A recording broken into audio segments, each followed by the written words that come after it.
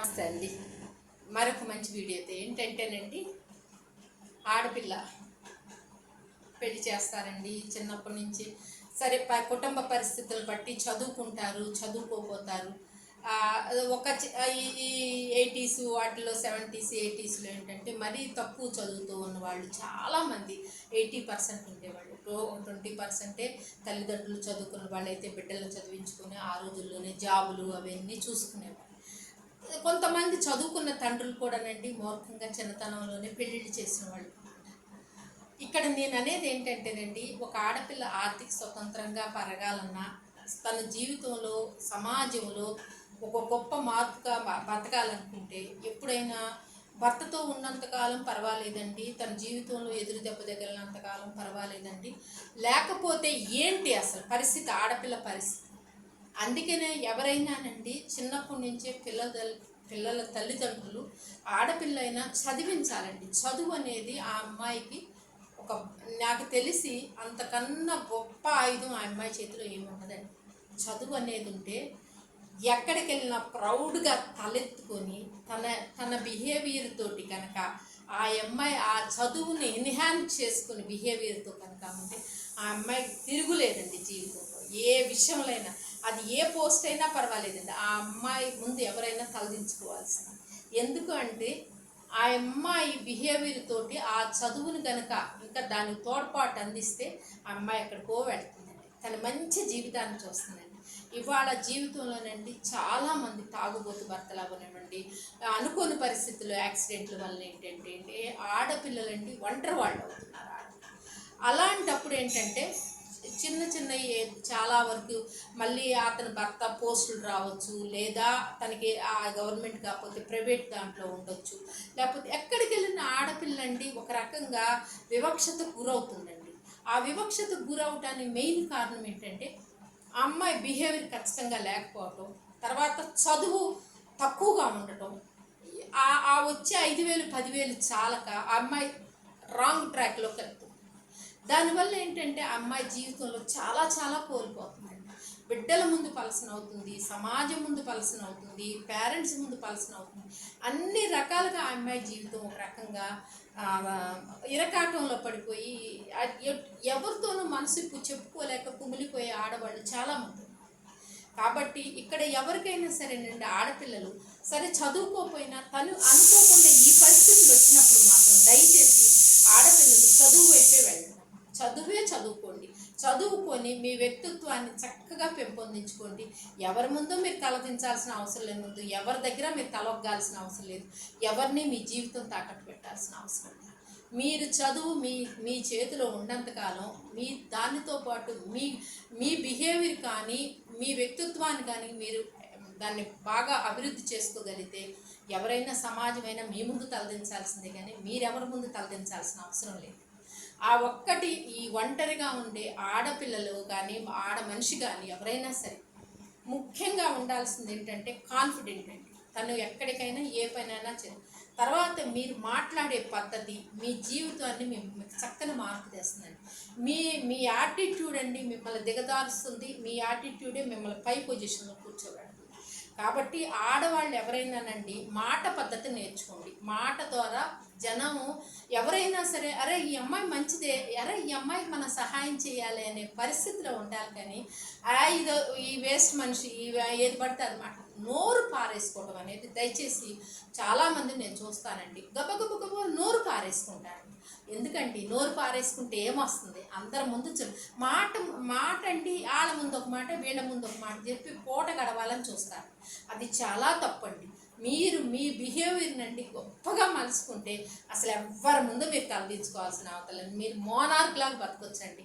Monarch అంటే ఏంటి, మీ జీవితంలో మీరు ఉన్నతంగా 10 మంది ముందు మీరు గొప్పగా, ఎంత గొప్పగా అంటే మగవాళ్ళ కన్నా గొప్పగా బతకొచ్చు ఆడపిల్ల, ఆడ మనిషి కూడా. కాబట్టి మీ బిహేవియర్ అనేది ఉంది చూసారా, అద్భుతంగా మలుసుకోండి దాన్ని అంతేగాని మీ చండాలపు మనస్తత్వాలను మీరు మార్చుకోకుండా మీరు ఇలాగే ఉండి ఎక్కడికక్కడ ఏదో కాలక్షేపం కబుర్లు చెప్పుకుంటూ ఆళ్ళేళ్ల దగ్గరికి వెళ్ళి పితిరీలు చెప్పుకుంటూ వెళ్తే ఆ జీవితం ఎక్కువ రోజులు కొనసాగదండి. ఎవరు మీ పక్షాన్ని సానుభూతి కూడా ఉండదు. అబ్బో ఇది గలీజ్ మనుషులు వీళ్ళు వేస్ట్, వీళ్ళతో మాట్లాడకూడదు.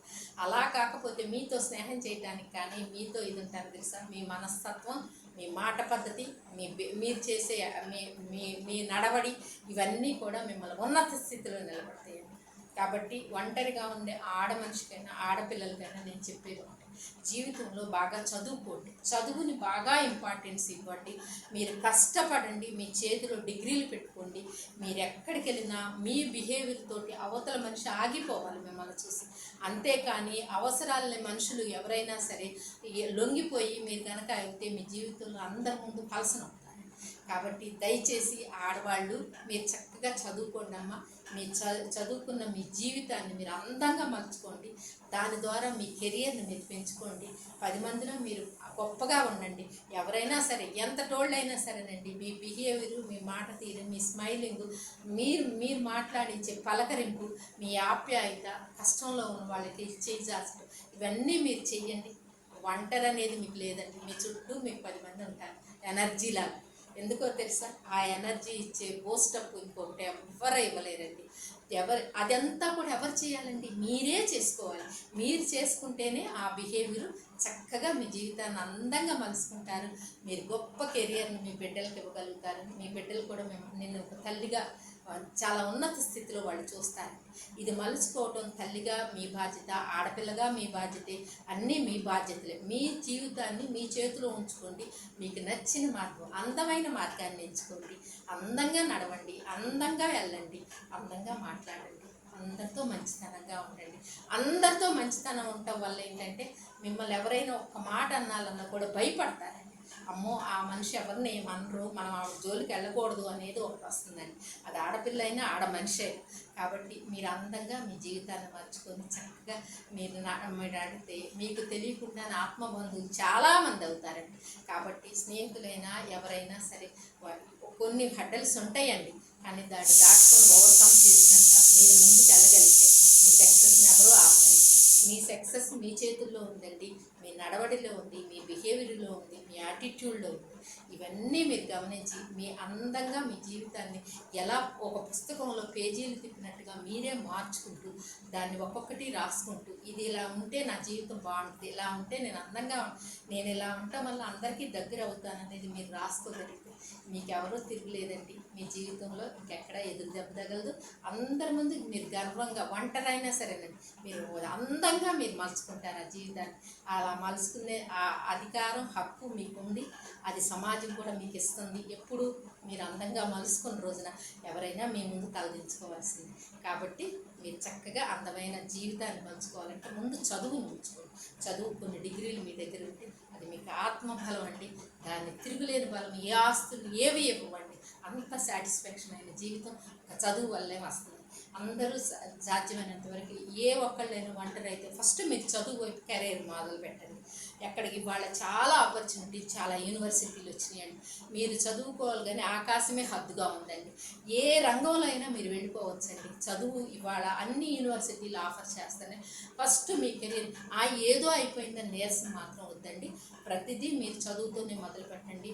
చదువుతో పాటు మీరు ఉన్నతంగా ఎదగడానికి మీ యాటిట్యూడ్ ద్వారా మీరు ప్రయత్నించండి. చూడండి, మీకు తెలియకుండానే మీ కెరీర్ ఎంత అద్భుతంగా ఉంటుంది. కాబట్టి ఆడవాళ్ళందరికీ నేను ధైర్యాన్ని ఇచ్చేది ఒకటి, చదువు ఉండటం వల్ల మీరు ఎంతో ఉన్నత స్థితికి వెళ్ళగలుగుతారు మీ బిహేవియర్ ద్వారా. కాబట్టి ఈ ఒక్కటి మీరు కనుక అర్థం చేసుకొని మీకు ఏ కష్టం ఒంటరి అని మీరు ఎప్పుడు అనుకోకండి. చాలామంది మీకు తోడుగా నిలబడతారు మీ మంచితనంతో. కాబట్టి ఇవన్నీ మీరు చేసుకొని మొదలు పెడితే మీ జీవితాన్ని మీరు చక్కగా మలుచుకోండి. మరొక మంచి వీడియో మీ ముందుకు వస్తాను. షేర్ చేయండి, లైక్ చేయండి, కామెంట్ చేయండి, ఎస్పెషల్లీ సబ్స్క్రైబ్ చేసుకోండి. నమస్తే.